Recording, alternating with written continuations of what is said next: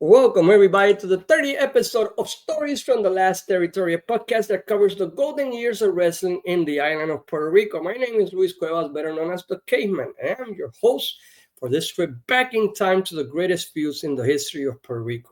If you like what you hear and see, please subscribe to the YouTube channel or in audio at Spotify's as Stories from the Last Territories. We're going to continue our look at the year by year of Capital Sports Promotion, and today we're going to be talking or looking at the second part of 1983 of Capital Sports Promotions, a very interesting year and the culmination of a year and a half feud. I want to apologize to all the listeners for the last couple of weeks not having an episode. This is my busiest time at work, but hopefully there's a light at the end of the tunnel and I'll be able to get back on schedule with this and my other podcast in Spanish that I have at the moment. When we left last time, Invader 1 had come back from being taken out by Ox Baker, and he came back with a vengeance, looking for revenge after Ox Baker had sent him to the hospital with 3 or 4 hard punches during the first part of the year. In this part of the feud, they saw both of them fighting all over the island with no conclusion. We set up a barbed wire fence match between them, and on TV, Riquín Sanchez did one of the most amazing jobs, and you guys could see this in YouTube if you guys want to. Of course, it's in Spanish, but I think in YouTube you can translate to English.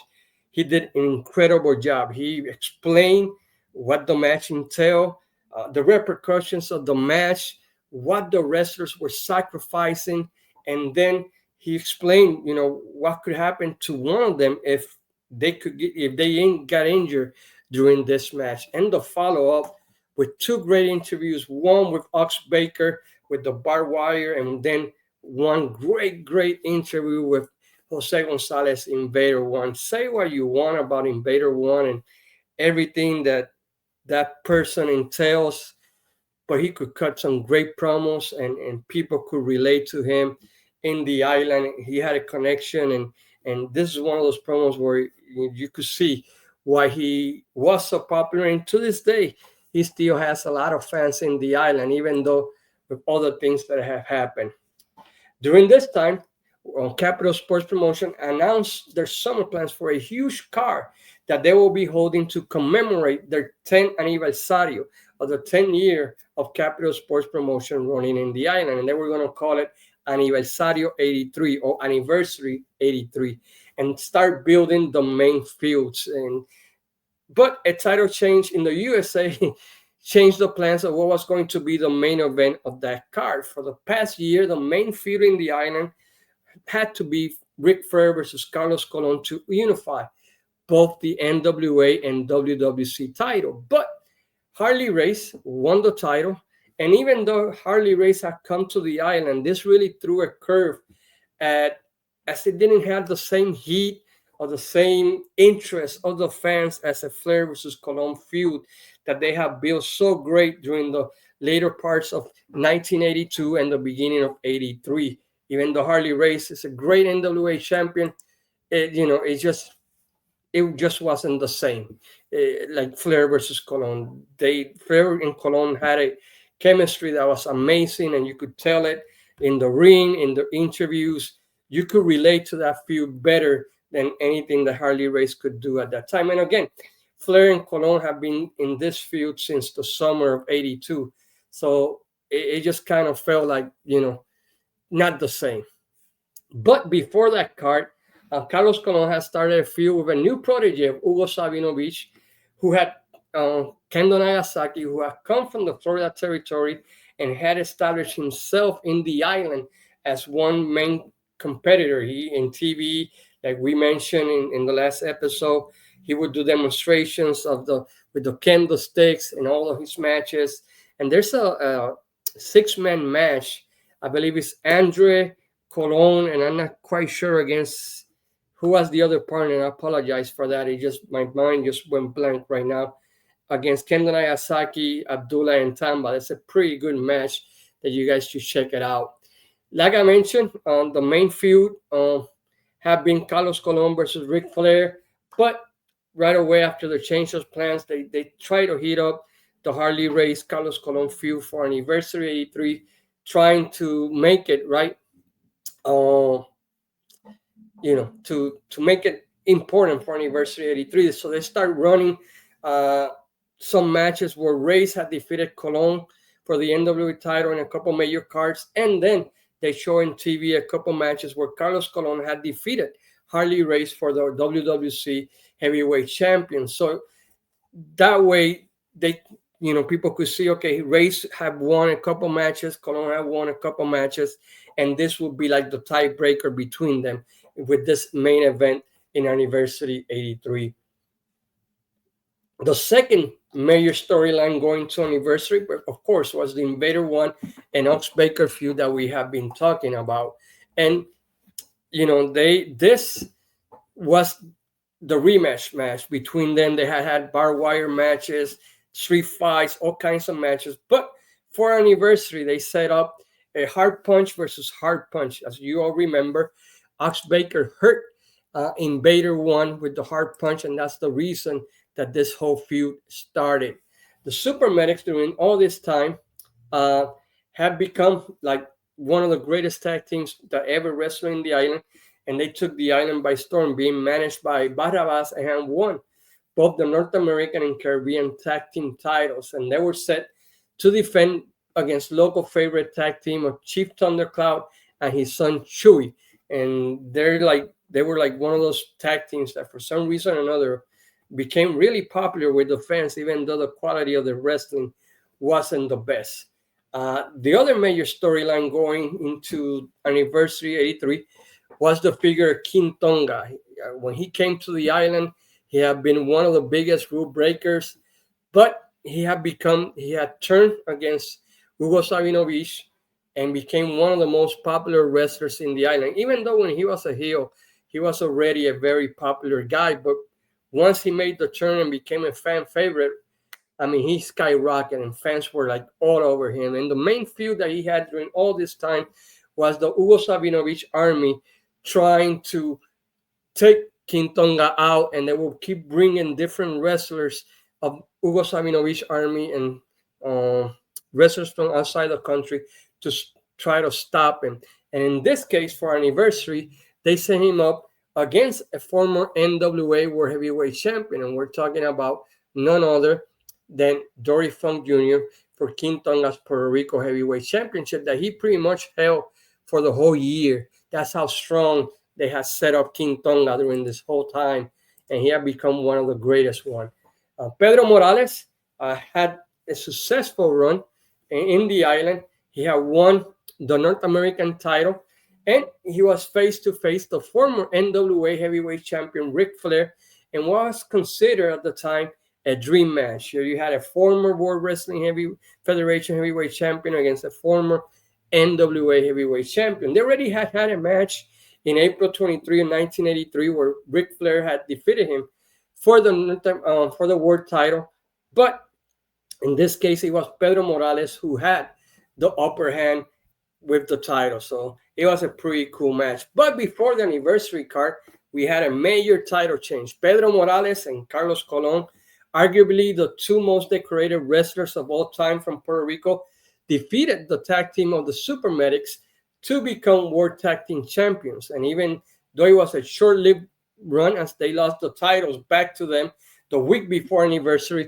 it was pretty cool to see the two legends as champions. And it's also helped establish the Super Medics as the team in the island to be defeated. Because they defeated the World Heavyweight Champion and a former Heavyweight Champion. So it was pretty cool to see both Carlos and Pedro doing tag teams together. So this brings us up to Anniversary 83, and we have a podcast covering the whole card, but we'll talk about it because it's a major event. It's part, and there's a lot of magazines that cover this anniversary. Sadly, there's only two matches on video of this card. One, the Abdullah Tamba defeating Gorilla Monsoon in Gorilla Monsoon's last match in Puerto Rico, and also Andre the Giant defeating Abdullah the Butcher. This was also very interesting because in this script, Gorilla Monsoon, according to the legend, and I have to ask Brian Solomon about this, he sold his shares of the Capital Sports Promotion that he had held alongside Carlos Colon and Victor Jovica to Victor Quiñones Jr. or Little Victor. And it started a new era of wrestling in Puerto Rico. The card was very interesting. It wasn't as loaded as the December card, but it still had the best of Puerto Rico wrestling. You got the legends, both of them, which I thought was pretty cool that they had two legends opening the card. Miguel Perez against Barrabas, and Miguel Perez defeated Barrabas. Pete Sanchez beat the Assassin 2. Bob Sweetan beat Gamma Sin. Hercules Ayala defeated the Iron Cheek. Pierre Martel beat Don Ken. Abdullah Tamba beat Gorilla Monsoon. The Super Medics, Johnny Ross and Jose Estrada, beat Chief Thundercloud and Chewy for the World and Caribbean Tag Team titles. King Tonga defeated Dory Funk Jr. to retain his Puerto Rican title, and this established King Tonga even more. Mil Máscaras and Dos Caras defeated the Infernos. One of them was Gypsy Joe under the mask. Invader 1 gained revenge against Ox Baker, giving him the hard punch, and Ox Baker had to be stretchered out to the dressing room. Kendo Nagasaki and Gran Apolo drew to a 20-minute match. Andre the Giant beat Abdullah the Butcher in a no contest match, and the visual of Andre the Giant and Abdullah the Butcher is pretty cool, and I recommend you guys check out that match in YouTube. Pedro Morales defeated Ric Flair by DQ to retain the North American title, and in the main event, Harley Race and Carlos Colon wrestled to a draw, which was kind of unsatisfying, but you had to understand that there was not going to be an unification match, and Harley Race was not going to win the World Wrestling Council title, and Carlos Colon wasn't going to win the World Wrestling Council. So it was kind of a little disappointment, the end of Anniversary 83, but it was a major success for Capital Sports Promotion. They had almost 30,000 people in attendance at Irán Bison Stadium, one of the biggest cards ever, and it put Capital Sports Promotions in the map, as only a few promotions can ever say that they had so many people and so many stars in a card like Capital Sports Promotions did in 1983. In the month of October, the tag team of Gran Apolo and King Tonga, that have become the darlings of the young crowd in Puerto Rico, defeated the tag team of the Super Medics to win once again the North American tag team titles, and they quickly established themselves as the new heroes of Puerto Rico wrestling. You saw that they became like what later became the Caribbean Express. They were like the second biggest tag team in the island during all this run, and they were really popular, and you could tell that many good things were going to happen to both of them as the year 1983 and the beginning of 1984 happened, but that wasn't the case, as Gran Apolo sustained an injury at the beginning of 84, and we never saw him again in the island of Puerto Rico. There's always been a controversy. There's always been like different takes. Some people have mentioned that they pay somebody, in this case, supposedly or allegedly Abdullah the Butcher, to hurt him in a card because he had some problems backstage with fellow wrestlers. Other people are saying he just got tired of wrestling, and that could be the case. But there's always been a cloud of mystery of what happened to El Gran Apolo and his exit of wrestling in Puerto Rico. To this day, you never see him in any conventions. You never see him in internet talking about wrestling in Puerto Rico. There's always been something fishy about his exit of wrestling in Puerto Rico. Some people say that he got hurt on purpose because he was becoming too popular and he was a problem backstage. There's a famous match between him and Barrabas that started out and they were working, and then something happened that both of them almost got to fistfights right in the match. They went out of the script, and I don't know where you saw the referee had to get between them and split them and send them both to the dressing room because they were going out the punches at that moment. It was a surreal moment, and you could check that match out in YouTube. Gran Apolo versus Barrabas is just wild. So there was always and you talk to a lot of the wrestlers that wrestle in that island, they really don't have a high opinion of Gran Apolo. but it's always been a mystery, and nobody knows. And the legend just grows of what happened to him. But I just throwing it out there because it was a big thing, because he was bound to be the biggest star. He was looked upon to become a guy that can carry the promotion once Carlos Colon, retire or he take a step back, which we know he never did. But that was the opinion at that time of the fans or in the island.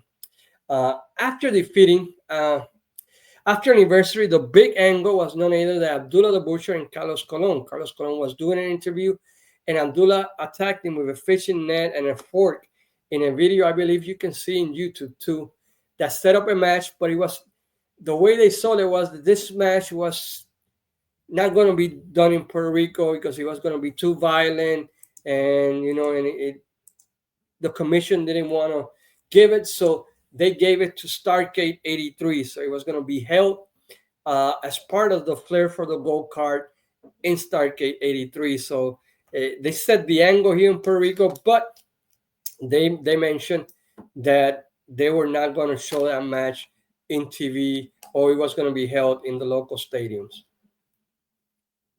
After defeating Ox Baker and gaining revenge, Invader 1, to the surprise of everyone, left for a while Capital Sports Promotion to become part of the World Wrestling Federation in a new version of the Invaders, this time with Johnny Rivera, that had to become Invader 3. For many years, it was Invader 1, Jose Gonzalez, and Invader 2 was Roberto Soto. They had their split. Roberto Soto went to wrestle in Continental and Alabama and most of Southeastern and all those territories in the South. And Invader 1 went with Johnny Rivera, who had also wrestled in the WWF in the late 70s, and he became Invader 3. But in the WWF, they would call him Invader 1 and Invader 2. But in Puerto Rico, it was Invader 1 and Invader 3. So that's the difference, and maybe that explains some of the confusion that some fans that watched them in the World Wrestling Federation thought that Johnny Rivera was Invader 2. It was just the way they called him in WWF. But as a matter of history, Invader 1 was Jose Gonzalez, Invader 2 was Roberto Soto, Invader 3 was none other than Johnny Rivera, and Invader 4 was Maelo Huerta, who was Jose Gonzalez's brother. And then later, Invader 4 and 2 made a tag team in the competing promotion of AWF.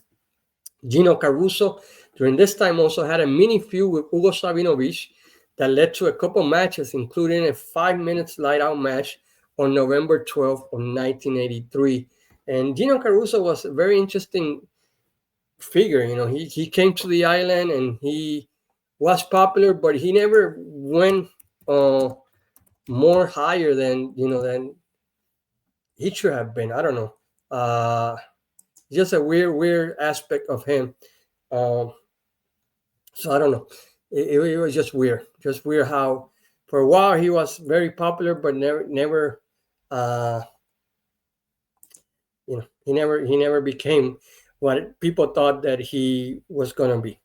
Anyway, so we get back to it just came to my mind. I apologize. Finally, Starcade 83 happened, and in Puerto Rico, they had a regular card, but they were showing closed circuit both the match of Carlos Colon versus Abdullah the Butcher and Ric Flair against Harley Race in closed circuit in a big screen, where they were showing local matches during this time. I think they did that all around the world, pretty much, and most of the NWA territories, except World Class, I believe, they had their own individual card. But in Puerto Rico, we saw the two main matches that concerned Puerto Rico, which was Carlos Colon against Abdullah the Butcher and Ric Flair against Harley Race. And in that match, Carlos Colon was looking for vengeance against Abdullah, but once Carlos looked like he was about to win, out of the audience came Hugo Sabinovich. He came in and cost Carlos the match, which got Carlos Colon real mad, who came back to the island and asked for a match with Hugo, where he broke his leg, taking Hugo out of circulation and planting the seeds to what was going to be a big story in 1984 that would change the landscape of Puerto Rico wrestling forever. And when I mean it would change the landscape, it would change the landscape, because it was a huge story, and to this day, there's still a split of if it was successful or not. So we'll talk about that in the next episode. With Flair winning the title again, the main story of the past year and a half, the unification match between Carlos Colon versus Ric Flair, was back on track for the end of the year card in Juan Ramon Lourdes Stadium. Not only was it going to be an unification match, but to make sure that there was a winner, it was also going to be held in a cage. And for the following weeks, you saw Carlos Colon cutting promos. You saw him training. They showed videos of him training. You saw Ric Flair training also, and giving his usual amazing promos. And for me, this was even a loaded card, even bigger for me, I think, in part than Anniversary 3. But I'll let you guys be the judge. Check this out. In the ladies' match, we had Johnny Martin defeating Donna Cristianello, Gino Caruso beating Gypsy Joe, Barrabas beat Gamma Singh, Sweet Daddy Siki, who has started wrestling in the island, defeated Pierre Martel. And it was one of the last appearances of Pierre Martel in the island. After this, he went to Montreal, and then he went to the WWF and became Frenchie Martin. King Tonga and Gran Apolo defeated the Moondogs to retain the North American tag team titles. The Super Medicos, Jose Estrada and Johnny Rodz, beat Jack and Jerry Briscoe for the World Tag Team titles. And I want to say that this was the last time that the Briscoes came to the island. Pedro Morales defeated Roddy Piper by DQ to retain the North American title. And this was one of the last appearances of Roddy Piper, as he was ready to debut in a little bit against in WWF. Bob Sweetan defeated Ricky Steamboat to retain the Puerto Rico Heavyweight Championship. Abdullah the Butcher defeated by DQ Hercules Ayala to retain the Caribbean title. And Carlos Colon, he finally did it. He finally finished his story. Defeated Ric Flair to win to unify the world title of Capital Sports Promotion and the NWA world title. And that way, the feud that had started in the summer of 82, that had run pretty much through 83, had finished, with Carlos Colon becoming the Universal Heavyweight Champion, the biggest champion in the history of the sports accordingly. And Ric Flair said that, he, in his book, To Be the Man, that he did it as a favor because Victor Jovic and Carlos Colon have been so good with him and have been the deciding votes in 2 occasions for him to win the title. And he's always been thankful to Carlos Colon and Victor Jovica, so he did it as a favor. That match, into this day, I don't think has been recognizing Carlos Colon as NWA World Heavyweight title. But if you look at when Billy Smashing Pumpkins guy, Billy Corgan, there you go. Sorry, I apologize. Got the NWA. He put in the poster that one of the champions was Carlos Colon. So I don't know if he's recognized or not recognized. But it was a great deal, and it set up the 1984 where the Universal Heavyweight Championship became, the most important titles. And it's interesting that in 1984, Ric Flair really didn't come to the island a lot. It was one of those years, and he set up, Bruiser Brody Cummings, Stan Hansen, Tully Blanchard, and set up a lot of good things in 1984 for Capital Sports Promotion. So this is our look at the second part of 1983. Hopefully you guys enjoy it. We're going to be back on track every other week with a new episode. The next one might not be 1984. It might be something else, but I'll think about it and I'll let you guys know. Thank you all for your patience. I appreciate you guys writing, hey, when's the next episode coming out? We're waiting for it. Again, my sincere apologies, and hopefully this episode will make it up to you guys, and starting next week we can continue to do better episodes for you guys and stories from the last territory. Like always, I want to say thank you for taking the time to listen, and this is your host, Luis Cuevas, the Cayman, saying sayonara, amigos.